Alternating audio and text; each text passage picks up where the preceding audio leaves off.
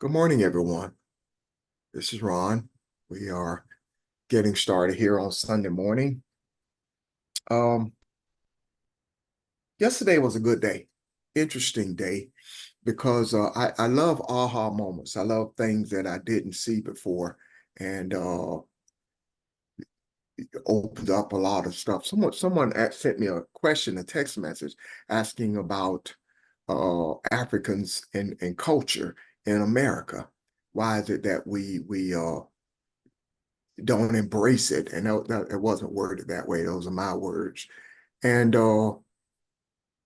so much came out of that discussion that I did not think about. I didn't think about uh, the lack of culture in America, what it really means. What do we look at? I mean, we think about culture. You think about your thoughts and your attitudes and your values and what you believe in, which is influenced by your religion and marriage and music and arts and languages and so much stuff. And someone pointed out uh, very accurately that the culture of the South, the African culture in the South, is the only real thing that resembles culture here in America. So I thought that was interesting. I really did, and maybe that's a part of what we're doing now is reestablishing that, or establishing the culture from as it was from the beginning.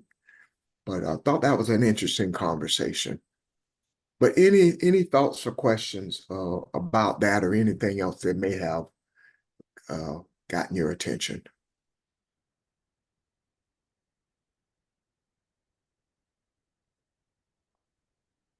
Anyone? Okay. Um, Good morning, Ron. yes. This is LaVon from Philadelphia, and I'm hoping that Barbara is on the line today because when you said if anything has gotten our attention, Yes, ma'am. um, with all of the discussions and lessons that we have been going through, the word intentions keeps coming up, and I love the way Barbara has been explaining it and also resonating with it. But I also had a few, um, not concerns, but a few. I don't. I'm not really getting the words that I want right now. But Take your with time. intentions, yes, Yeah. with intentions, there's. It's such a broad word, and I was discussing it with a coworker, and she had bad intentions. Now I know on the spiritual journey and the spiritual life that we're living are specific to um, um, the word humanity, balance, and harmony always comes up. But at the same time, it just seems like there's so much more with that word intentions. And I'm not exactly sure what I'm looking for or what I'm asking, but I do know that with it, when I'm in my prayer and meditations, the intentions are on humanity. Then when each morning I get up, get ready for work, the normal things you do in life, we intend to make sure we do those things, get up, do what we have to do. So then I just started putting more emphasis on it as far as my mindset, also with the intentions of what words am I speaking, the intentions of what are my actions behind those words. And then I had to check myself a couple of times because um, I felt negative intentions. And so it was like, okay, intentions can be positive or they can be negative. They Mhm. can be for good, they can be for bad. We have discussed that. So I'm just wondering, do we control our intentions or do our intentions control us? I know it's a mindset, but there's so much in there, and I don't even know how to get it all out or question it. And I was hoping that Barbara could give me more direction on it, because I've been loving how she's been explaining it. But at the same time, I do understand spiritually for the benefit of humanity, but also I've experienced personally selfishness in my intentions, which I have worked through that through prayer and meditation. So it's just something that has just been kind of settling in me, and I just kind of wanted to get it out. So I'm not sure if I explained it correctly or can get an answer or if there's even a question, but it's just that intention just seems such a broad spectrum of where and how and controlling. Yeah. No, I Ron, think, this is yes, ma'am. I'm sorry. may I respond to Lavon? Of course. Yes. Thank you, Lavon. You hit the nail on the head. We are creators by essence, and so the direction of our intent is what we manifest. And so you are so accurate when you say that, if your intent is to harm someone or harm humanity or harm the earth, you're exactly right. That's what's going to drive your actions and your thoughts and your words. But if your spiritual intention, if your intention, and intent is a spiritual kind of principle. And because we are co-creators, we are creators, we can spiritually drive our aspects and how we relate to each other. But you're absolutely right. If you set the intent of your heart to function or be functional under the principles of Maya, and that's your intent and that's your desire, then your heart is going to be one for what's good for humanity, as opposed to what's good for myself, my selfish self, me, myself, and what I think is mine. Because when you think about it, there's really nothing that is yours from a spiritual basis. But we have been given the power, after knowing our essence and understanding, becoming aware and embracing our essence, we've been given the power to create from those negative kinds of things, those selfish kinds of things that we once focused on. We can create and recreate those to be good for all of us. Thank you. And I thank you for that, Barbara, because one of the things you said is that with us having the positive and creating that, and our thoughts are there, then it will. Because another thing that I've been working on myself is I'm trying to understand, like you said, with the heart, what is in me is what's going to come out. And we can say all kinds of things. We can do our affirmations, and we can speak things which we do want to manifest, and we truly do. But at the same time, when a distraction or when something else happens, what is in us is going to come out. So I'm realizing now, which is I'm watching myself, that wanting that love and kindness to come out when something happens. For example, yesterday during the podcast, I have my 2-year-old granddaughter with me, and she's still with me. So if you hear something, that's her. And she went in the kitchen, and one of my plants has a long vine. I heard this crash, and apparently she must have grabbed the vine and pulled the whole plant down. And I know in my earlier years, I'd have been like yelling at her or screaming or like, why did you do it? And then, but I looked at her, I'm like, she's 2 years old. She just looked at the plant and wanted to touch it, and it happened. And I just looked at her and I said, I was just thankful, one, it didn't hit her in the head when it came down. Two, she didn't get the dirt all over her. And it was like, okay, this happened. It's okay. It can be cleaned up. It's not a problem. So I'm working on what's coming out of me. not anger, not hatred, not even sadness, even though sadness can be a feeling that we do have. But I want more to realize that even in the sadness, there's joy. So all of this, I feel is part of the intentions of. That's why I say intentions is so. It's such a, when I just hear the word intentions, it just was such a broad thing for me. But I'm coming to the point where, like you said, is that where your thoughts go.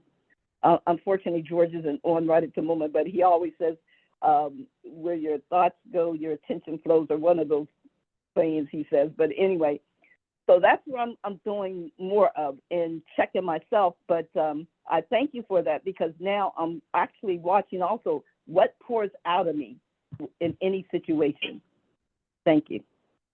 Well said. Yes. Well said. Good start. I listened to that, and of course, I agree with everything that was said. And what came to mind is that your intention is the determining factor in what you're hoping to achieve. Does that make sense? Say it one more time, Pastor, please. Your intentions will determine what you are trying to achieve. Okay. Okay, thank you. Yes. So when we look at the desire to achieve harmony, balance in the earth, well, in the universe for that matter, because we are the chaotic factor in the universe. If that's our achievement, then we have to be consciously aware of our intentions, making sure that all of our intentions look to the goal of balance. It's like if your intention is to be the expression of love and kindness, first to those at home and then to everyone else in your orbit, then if that's your intention, then you have to make sure that your goal remains the same. For example, when LaVon said that, and she may have been yelling. Well, that means that the intent of love and kindness has been aborted for that moment, because the yelling teaches the child to yell. The affection that's expressed toward things teaches the child to have those expressions, meaning that it is very easy to teach a child that material things have more value than relationships by virtue of how you handle things. If your favorite vase is broken, how do you deal with that with the person who broke it? Those kinds of things are what tests our journey towards achieving the goals. Hatred does not guide us to the goal that we are seeking to achieve. So every time that we do something contrary to that, to our goal, then what we have done, we have aborted the intent of our journey. Does that make sense? Yes. Yes, and also what we have learned in this journey, and I don't like using the word journey, the spiritual life that I am realizing that from the teachings, from the teachers, from you, Pastor, from everyone who has, and not just the teachers, everyone who has contribute something has helped, where I am now looking at totally the harmony. I'm looking at what's best for mankind. I'm looking at, and I don't want it to be like a chore. It has to just be natural. It has to be just part of who I am. Because I know at one point it was like every step, this was probably a while back, everything that I wanted to do, or every time I did something, because intentions is with every little thing you do. I mean, on a daily, just driving, anything. So I don't want it to be where I'm focusing on the task at hand. I'm just want it to be, or no, it is where it's just who I am for the intentions that I desire. I think I said that. Yeah. Did that make sense? It does indeed. There you go. Yes. Ma'am, it does. All of that speaks to purpose.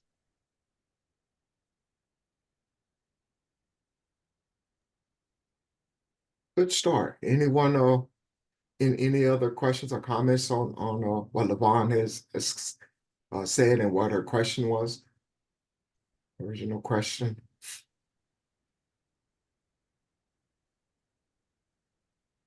Okay. Thank you, LaVon. Thank you, everyone. Yeah, yes, ma'am. Sorry, Audrey. Go ahead. Pastor, you just said it speaks to purpose. Could you elaborate a little bit? Because you're not talking about like purpose-driven lives, that kind of thing, are you? Sure, I am. No, no, not at all. When I say purpose, it sums up intent and desire for achievement. What is your purpose? Yeah, when we look at if our intent is to know who we are, spiritually know who we are, or regain a sense of self. And the goal in learning who we are is to bring balance. That's the achievement. So our whole life, the purpose of our life in this earth is to know who we are and benefit humanity by bringing balance. Does that make sense, Audrey? Yes. Thank you. And that in itself guides us, our everyday life. Yeah. In terms of what LaVon was talking about, the plant that was devastated by her granddaughter. That's her purpose in life is what caused her to respond the way she did. That's all. Now, purpose-driven life is something totally different. And, so.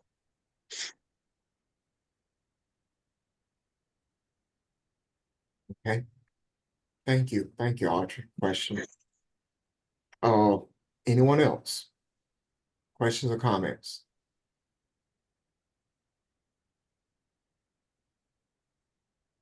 Hey, good morning, everyone. This whole basis on intent. My belief is whatever a person's intent is, it has to line up with their character. And the other aspect about intent, George, could you George, you're going in and out. Hey, Rev, y'all go ahead, man. I'm up in these mountains. No, go ahead. Y'all go ahead. I want to hear what you're saying, but you were going in and out, Okay. and I figured up pieces of it. Your intent should reflect your character. If someone comes up to me and they are extremely nice, and they ain't been nice to me, and nice doesn't mean nice. They ain't spoke to me. Hey, what's happening? They don't speak. And they are extremely nice. Their intent of whatever they want with me does not line up with their character. I'm spot on that. With intent or intentions, good intentions does not mean forgiveness will follow. Good intentions, if someone has good intentions, some people may not buy into your good intentions. So that's all I had to say. That the good intentions does not mean forgiveness follows. In my occupation, when I deliver this freight, if this freight shifts and it falls in the trailer, well, I had good intentions to get it there safely, yet things happen. That does not mean I will not be reprimanded by management. And also, whatever a person's intent, you should see it in their character. So that's all I had to say. Thank you. A question, George. If that freight falls from the truck and you are reprimanded for it, do you lose your job? No, sir. No, sir. Because where I am now, Reverend Richard, I don't even get to see how it's loaded. It's already sealed. No, And I want we're to not I want even to ask you allowed a to. question. I have a purpose for that. Oh, yet in some other companies that I've worked for, that responsibility was on the driver. They looked at how you were driving. Did you hit brake somewhere? Something. But currently, nah, you ain't gonna get fired. You're not even gonna get reprimanded. Okay. The fact that one is reprimanded and remains employed means that there were consequences for what happened, and that is the reprimand. The fact that the employment continues, that is forgiveness. Is it not? So in this world that we currently live in, you're absolutely right.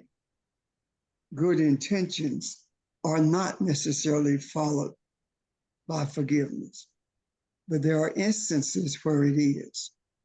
However, when we begin to see who we are and our thoughts and our desires, our actions rise above time and space, then forgiveness follows everything. Good intentions, whether you had good intentions or not, forgiveness follows.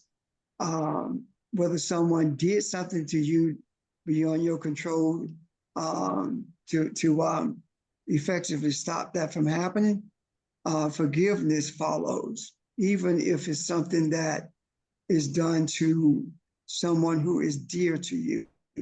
Forgiveness follows. So my point is this: when we look at religion, when we look at the secular society, in religion, forgiveness is lip service. In secular society, I will forgive you, but I won't forget, or I can't forgive you for what you did. That's secular society. In spirituality, forgiveness is always in order. Does that make sense?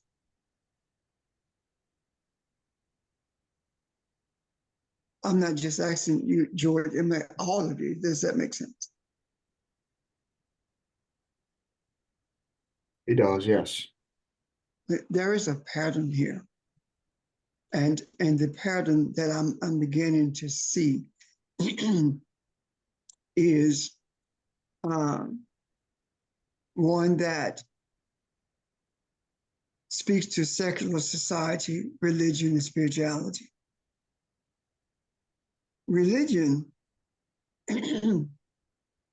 is so inextricably tied to secular society until you can do anything that you want and remain in good standings with religion. With spirituality, you cannot do anything you want and remain who you are, because there are so many things that's out of character for you. Your character is who you really are. Your reputation is what people think you are. So it's out of character for anyone whose intent is to live in harmony or to vibrate with the universe. It's out of character for them to ever remove forgiveness from the equation. And the reason that there is such trouble with forgiveness is because of the meshing of secular society and religion. When we understand the nature of what forgiveness represents, then forgiveness comes as naturally as breathing.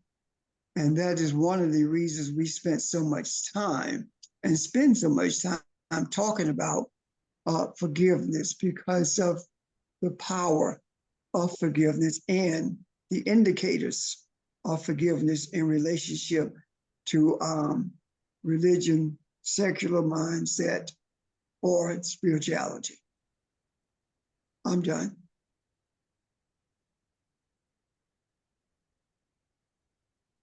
Any questions, comments, y'all? Anybody? Well, Reverend Richard, to the group, one of the things that I have observed about forgiveness with some individuals, people who genuinely and sincerely forgive people, that's a very difficult task, because the people who genuinely forgive and sincerely forgive, if someone does something hasty to them, someone will intervene for them, got to straighten that out. And that's a very difficult position to be in, because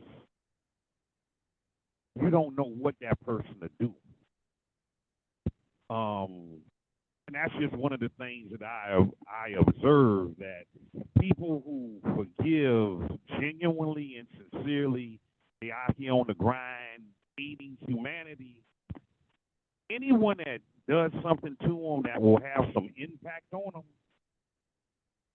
someone will intervene and stop it. And even the person that's practicing a good degree of forgiveness, they won't even know what took place.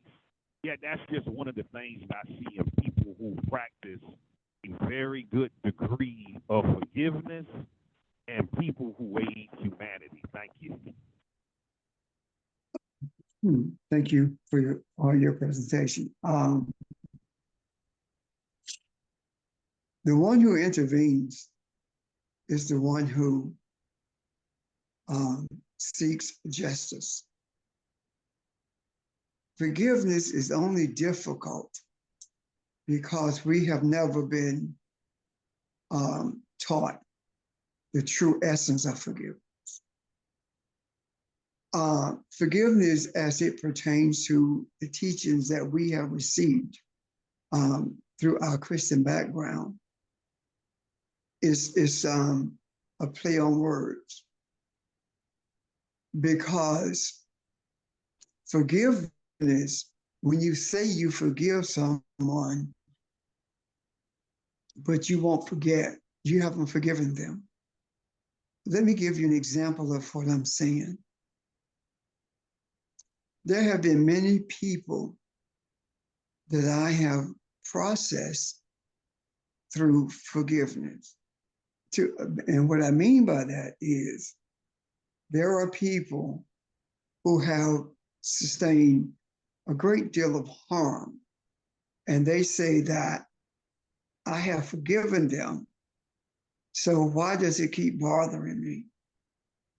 And when I process them through it, what we find out is that they have spoken the words of forgiveness, but they have not released it from their hearts.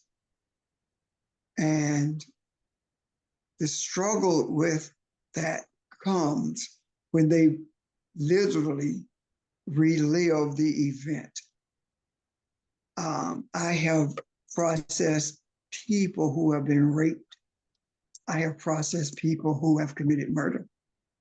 And the people who, the one who raped the person felt like they had forgiven them because they had turned them over to Jesus.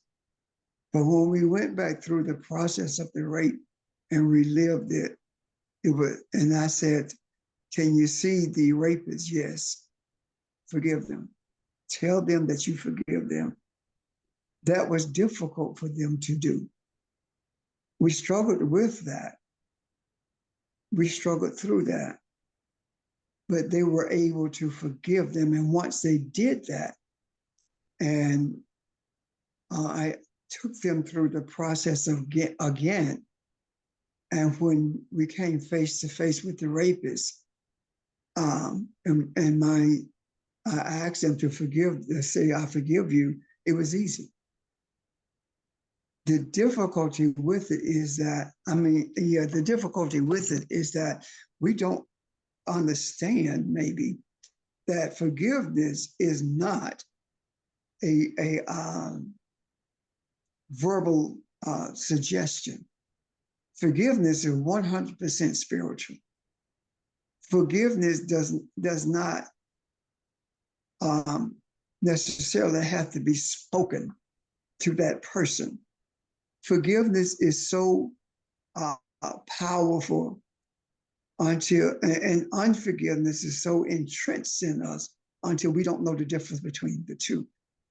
But processing people help them to see the difference between lip service and reality when it comes to forgiveness. And if there are questions or comments about that, I would really like to hear them.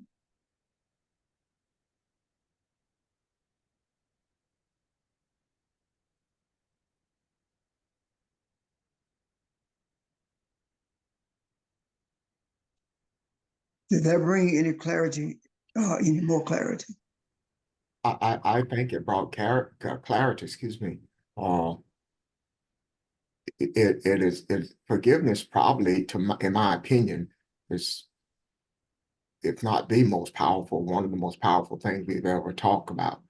And it seems like periodically it keeps coming up, something that we have to deal with. So that too speaks to the energy of it. So yeah, it makes sense. And it keeps coming up, I suppose, for a reason. We need to keep bringing clarity to it. And that's not opinionated at all. Not in your opinion, that's reality. Yeah. It is one of the most powerful things we can do, because without forgiveness, you can't move forward.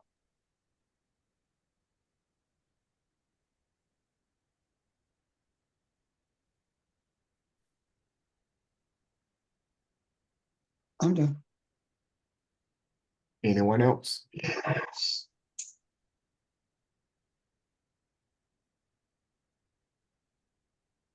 Are there any other questions, or maybe not even questions, any concerns about forgiveness?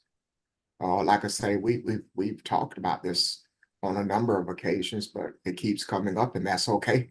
We'll talk about it as many times as we need to talk about it. Is there any other aspects of this you wanna discuss? Hey, Ron. I want Yes, to sir. ask a question from a perspective standpoint, Pastor. Is part of the struggle with forgiveness is sort of a duality that, yes, you want to move forward, but you also don't want the same thing to happen to you again.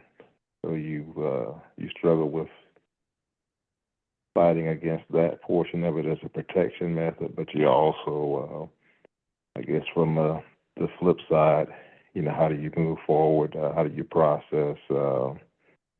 And this is just a general question for discussion, but how do you process sort of protecting and not wanting to be violated again in certain situations? And so you have to, or you remember the event or whatever, and so that you don't go down that road again, sort of a life lesson. How do you balance that with moving forward? I believe that. No, I don't believe that. I know it. That when you genuinely forgive, moving forward is not something that you plan. Moving forward is as as unconscious in terms of moving forward as it was prior to the infraction or the violation.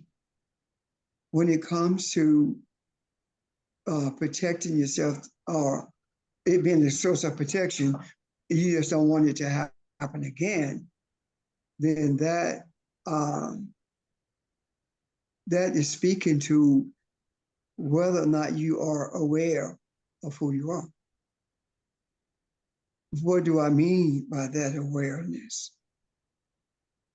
When we forgive and we seek to move forward, we are not focused on whether or not it's going to happen again, because we are in a place where we vibrate with the universe. We are in unison with the universe. And if we are focused on it not happening again, that is a negative focus. If we are focused on the person being changed by virtue of the energy of forgiveness, then our desire, of course, is to the protection of the universe, or the protection of God, the protection of however the divine entity that we look to.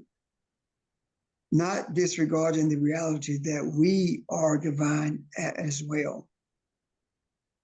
When it comes to looking at it from a protective mode, then what we are actually saying, if I forgive this person, it opens the door for this to happen to me again. Whether you forgive them or not, the door, the opportunity is always there. So forgiveness not only helps the person being forgiven, it also releases you. Because unforgiveness is an entanglement. In Christian terms, it's a sin. Unforgiveness is an entanglement because the energy that you were entangled with based upon someone else's lack of respect for you or someone near you, you are now entangled with that, and you don't know what to do about it. An example of that is this. This person enters the home of someone, and this person injures them. And the one who was injured does not allow that person's life to be taken. And that person who was injured, after that person thinks about it, desires to even the score, so to speak. And every time that person is put in a place where they can do that, they cannot bring themselves to do it. And the reason that they can't bring themselves to do it is because they're aware of who they are. And they rely on the energy of the Creator to protect them from that happening again. And even with the forgiveness, there are times when it surfaces and that person says, you know, that's not who I am, so I can't do that. I'm not going to seek revenge until they get to this place where vengeance is no longer there, because vengeance belongs to the divinity of the universe and not to the individual to whom the infraction was committed against. Does that all that makes sense? Let's see. Yeah. I mean, I really wanted you to kind of open that a little bit, because I think between that and and always wanting to place the blame. I think that kind of puts up a barrier when we're trying to, whether it's blaming yourself or allowing it, blaming it for happening, and you just sometimes you process out of protection versus moving forward with forgiveness and understanding. Yes, and you know, especially when in the case of a murder or rape, it's almost like you feel that hating the person is going to protect you. But hate makes you vulnerable to other infractions because you are inviting that negative energy to you, or you're inviting the energy to you that causes you pain. On the other hand, when you express forgiveness and that forgiveness is real, when you deal with the reality of forgiveness, then the energy that you attract is the energy of forgiveness, which means that you are attracting the energy that is purposed for healing your hurt, for you being able to heal the hurt of others as well. So the energy that you attract speaks volumes to the stability of humanity, or the desire for stability of humanity. And let me quickly add this. I do not believe, and I want you to hear me for real. I do not believe that the overwhelming majority of people who are Jews, Christians, Muslims, Hindus, etc., I do not believe that they know what true forgiveness is. I do not believe that the majority of Christians actually forgive. I do not, especially preachers. My experience with preachers and people in their congregations who have organized against them or spoken against them, they say that they forgive them, but I cannot think of one preacher who did not go after the people who they felt committed an infraction against them. I cannot think of one. And if that is what's happening in the pulpit, what you think is happening to those who be covered by that person in the pulpit, it's the same thing. Yeah. Does that make sense, guys? Yes. That's been my experience with preachers.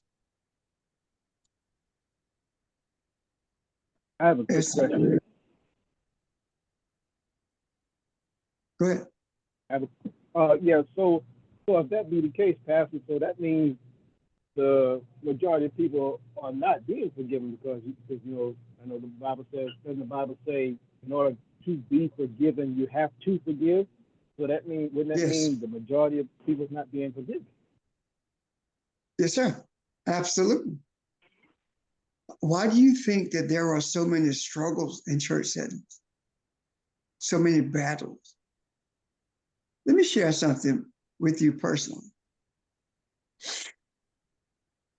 I have not had a battle or had to fight a battle in a church since I changed my view of what church is supposed to be.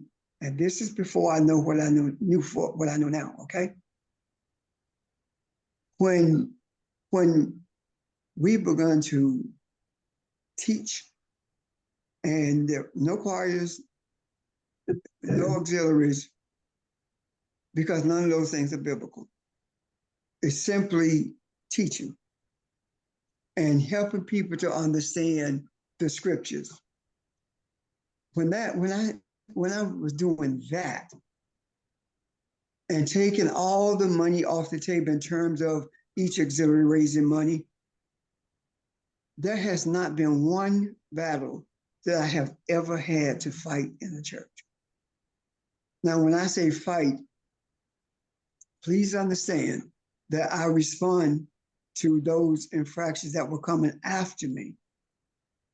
But to initiate a true fight, I didn't do it because when I saw the brewing of a fight at Mount Calvary, I left. There is no way that I was going to engage in that. So what I'm saying in essence is this. Can you name a congregation that you have been a part of? And I'm not talking about somebody across the street. I'm not talking about, excuse me, a church you know of. I'm talking about a congregation that you were in where there was not a church fight or a battle between the preacher and deacons or whomever. I'm waiting. That is not rhetorical. Is there anyone on here who has not been in the midst of a congregation where there has not been a battle?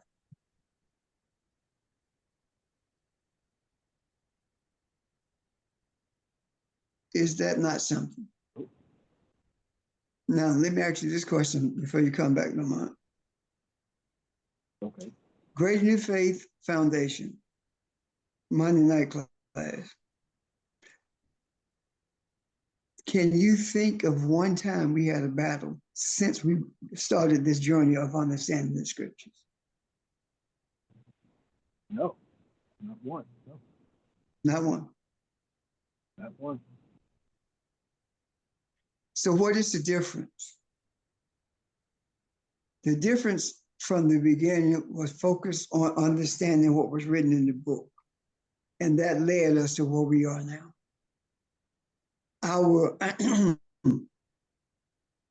Our sincere desire is what guided us to the place where we are in understanding who we are and acting accordingly for the benefit of humanity.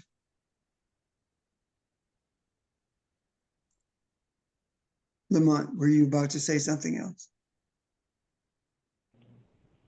Well, I have a question still on the subject of forgiveness, and my question is, okay, so that being the case about a lot of people that hasn't been forgiven, or have not forgiven someone else, how does that play out once that person transitions? If I were in the church, I'd say they go to hell, but that's not the case. When that person transitions, it is my belief that they see everything. And when they become an ancestor, they are aware I'm sorry. of what I'm righteousness. sorry. I'm sorry. What did you say, Pastor? Say that again. Start over. My belief, when they transition, yes, they become an ancestor, right? So they become aware of what they did in terms of unforgiveness, and there is opportunity to deal with that. For example, if unforgiveness is there because they don't know what forgiveness is, then it is my contention that mercy comes into play, and they see what righteousness really is. They see what forgiveness really is, because they are that energy force of righteousness now. And those things that they have vehemently held on to, I think it brings them to a state where the energy returns to the earth for correction. If this is truly because they didn't know any better, then mercy has a role in that. Mercy does not only apply to us in this earth; it applies to us through spiritual our spiritual essence as well, because mercy is not for the body. Mercy is for the energy that the body occupies. Does that make sense? Yes. Okay. So regardless of whether it is unforgiveness or whether it is an infraction that has been committed against somebody, then I think it plays the same role. But keep in mind of this, unforgiveness to yourself is just as off kilter spiritually as unforgiveness towards anyone else. It carries the same energy. Does that make sense?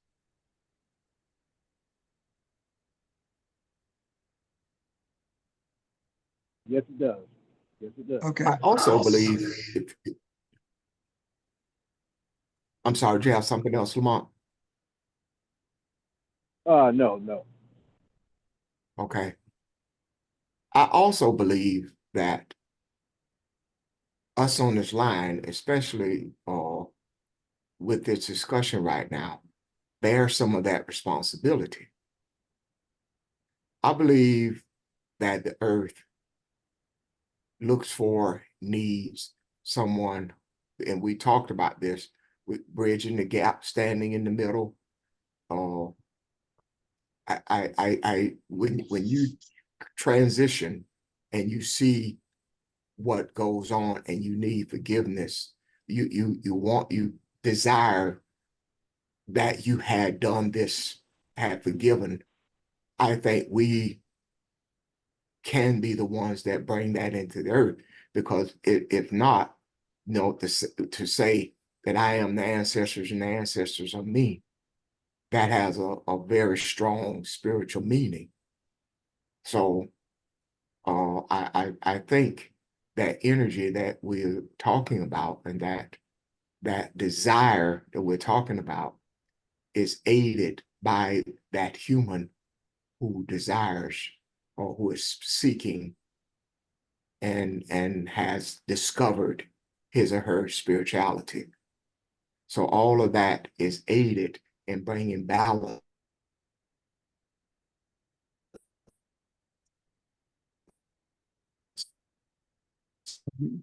Ron is frozen.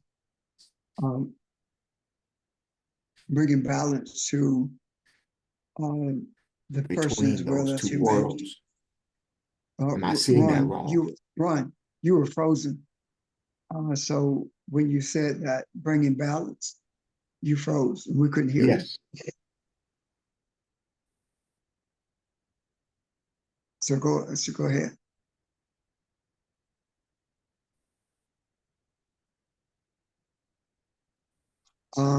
While Ron is Okay.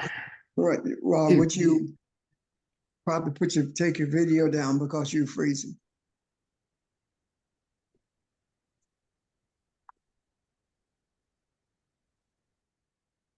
I believe that forgiveness, when you become responsible, when you take the responsibility to bring balance to humanity, you've also taken the responsibility to intercede for humanity. So when we talk about the enslavers, it is our responsibility to seek forgiveness on their behalf, because they don't know how to seek forgiveness, and they need to experience forgiveness for so that they can become the essence of who they should be, as opposed to remaining in a place of hatred and disrespect for men simply because of the color of their skin, or simply because of who they are. Does that make sense?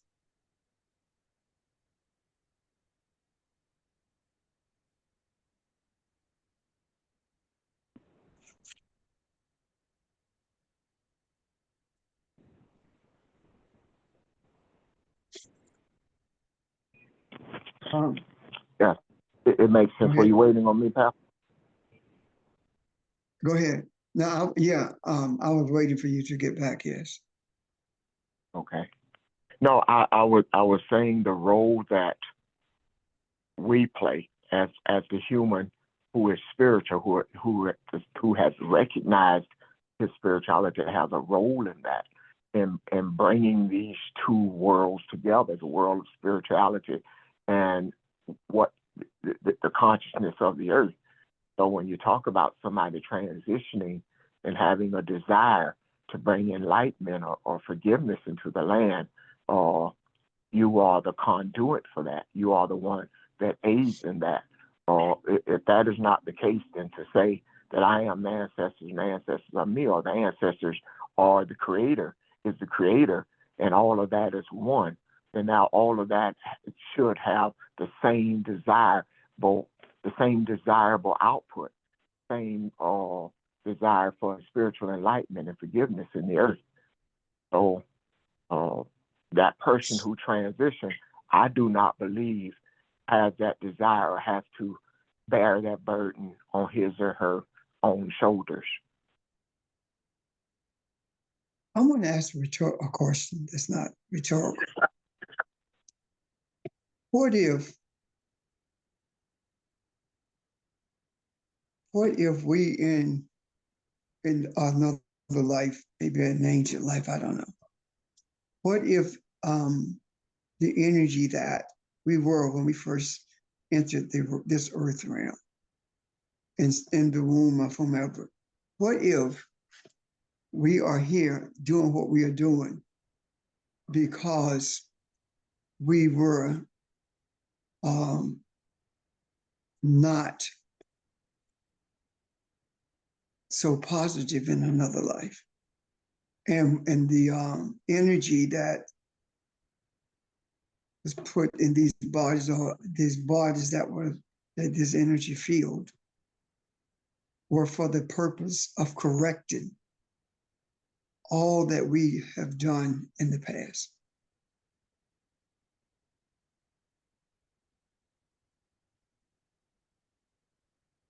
What if, based upon the Kemetic understanding of Mayat, that somewhere in our past, our deeds, our heart did not weigh less than a feather, and the energy was returned to the earth for correction. Anybody want to respond to that? I would love it.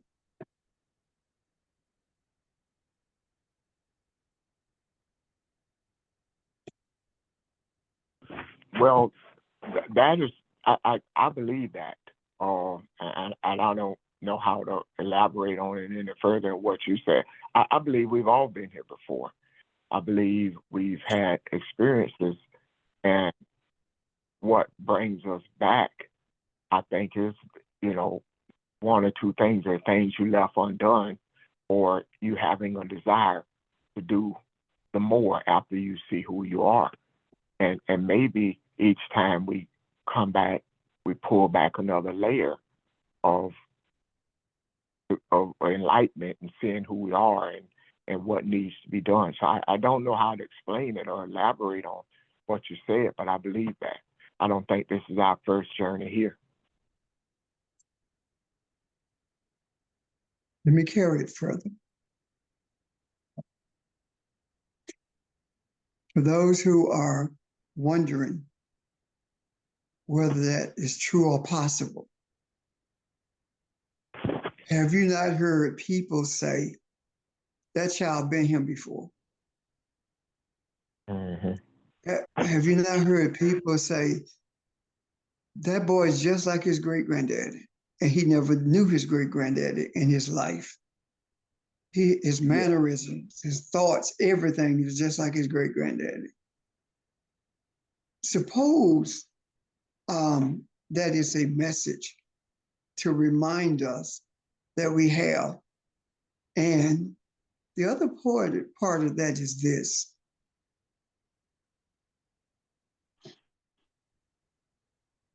There are no group of people on earth who don't believe in what we are talking about, with the exception of those who are in organized religions.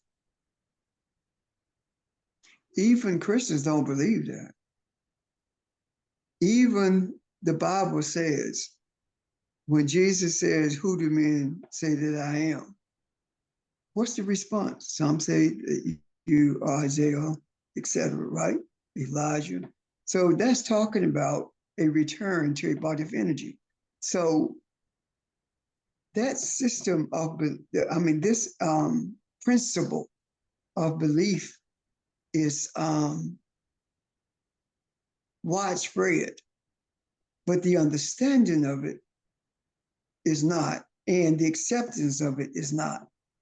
Now, why am I speaking to it from the principle of Jesus? Because this has been attributed to Jesus, and you say you believe that Jesus is the Son of God, but you can't believe that portion of Scripture, then something is wrong with that, because that portion of Scripture can be traced back to a period prior to the invasion of Kemet, of Egypt, in 332.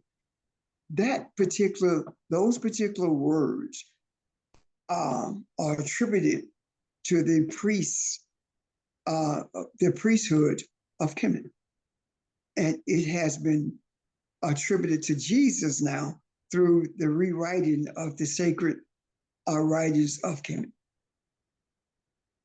So I don't believe that we come back as a frog or a cat or a rabbit. I don't believe that. I believe that the energy that is formed for the express purpose of having the vehicle of a body to be carried through this earth and to be expressions in this earth for the benefit of the earth becoming as above. I do believe that energy does not enter this earth in the form of a cat. But I do believe that ancestors are able to influence the birds or animals in the earth. Why do I believe that? Because from the beginning, we were inextricably tied to the earth as well as the animals.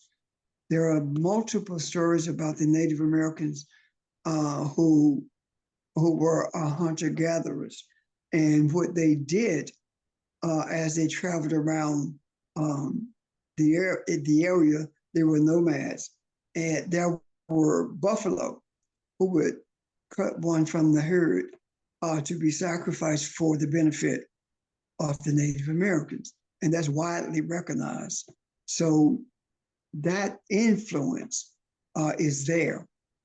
Yet I do not believe that a buffalo is a Native American, even though I believe that messages are sent through animals to us. Does that make sense? Come on, y'all. It does.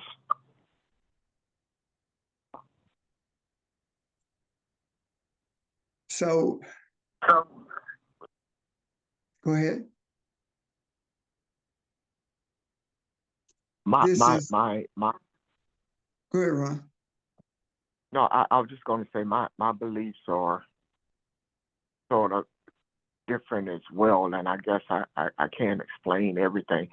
Like, for example, I don't believe death is what we have taken it to be, and I think death will one day be reclaimed to show what it truly is.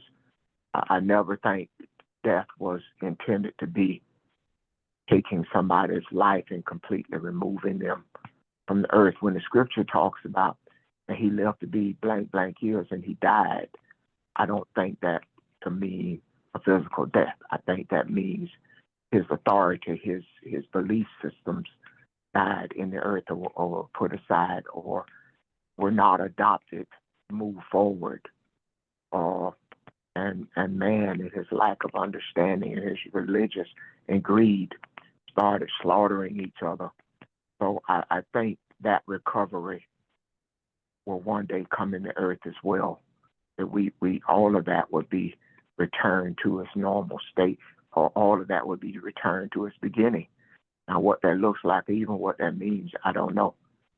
But so much has taken place, and I think we have an opportunity to address. I mean, just recognize it and put it in the macro. We don't necessarily have to come up with solutions or answers to everything, but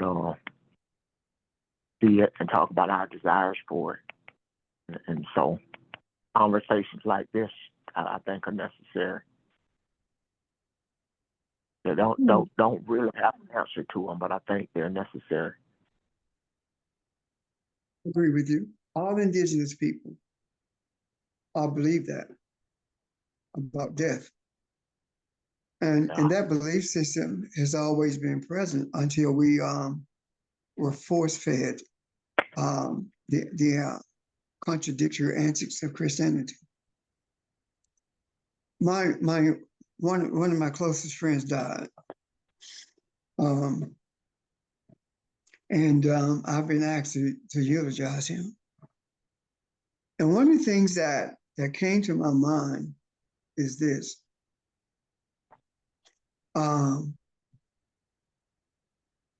Who is this person? Who is he? Not who he was, but who is he? Because if I say who he was, that means he doesn't exist anymore. But if I say who is he, that means that he continues to live. So death is not the end of anything. Death is not even the end of the body, because it goes back to what it was prior to, and that is minerals in the earth. Death is a reprieve from being in the body, or a reprieve from being in the midst of distractions in this earth. And I do have some thoughts about that I don't really want to get into right now. My thoughts about that are really speaking to what's spiritual and what is not. I see the exit as opportunity more so than an end. Why does it pain us? Because pain teaches us to respect life itself, and it also teaches us loving kindness. I believe the tears that are shared, the pains, the emotional effects of someone exiting the body in our midst is geared singly toward, not single, I'm sorry, the major energy to be learned, to be gleaned from that is loving kindness. And that loving kindness should be afforded everyone, not just the one who transitioned, who was close to us. Does that make sense?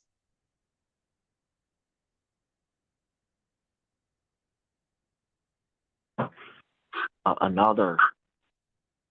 sorry, somebody else about to say something.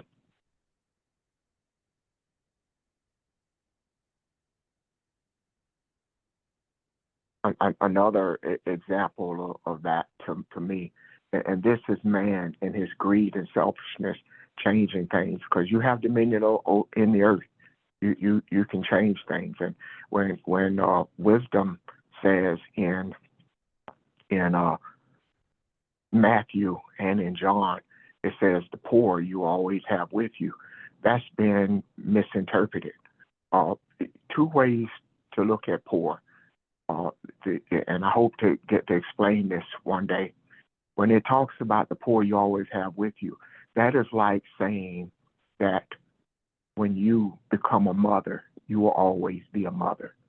You will always be attached to yourself or that child. And maybe we'll get a chance to get into that one day. Other part of poverty is you look at indigenous people and you say, well, they didn't have a lot of anything. But if I am a hunter-gatherer and you are a fisherman and somebody is a planner and somebody else does something else that the people need and we all work together, there is no poverty. There is nothing that is needed. I watch some of those Alaskan shows and a couple of things. I remember this one guy, he and his two sons went fishing. They threw their net and they didn't catch anything for a few days. And then they went farther up the river and they caught more fish than they knew what to do with. Well, their intent the whole time was to come back and spread it out among the village. The same thing with a guy who went hunting. He went hunting and he ended up killing an antelope, and it wasn't big enough. He went home and dressed it and cleaned it, but he went hunting again till he got an elk. And when he got the elk, he cut it up and took some meat to everybody in the village. So there is no poverty, but we have redefined everything, and through greed, poverty has been created in the earth. So all those things, I think, will have a chance to be restored when we understand what beginning is. I think everything has a beginning, and that is what we're in the process of doing now.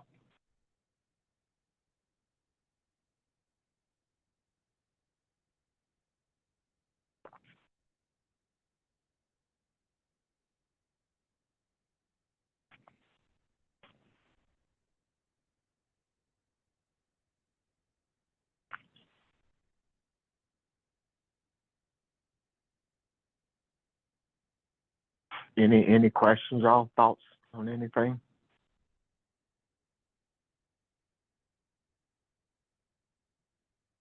Okay.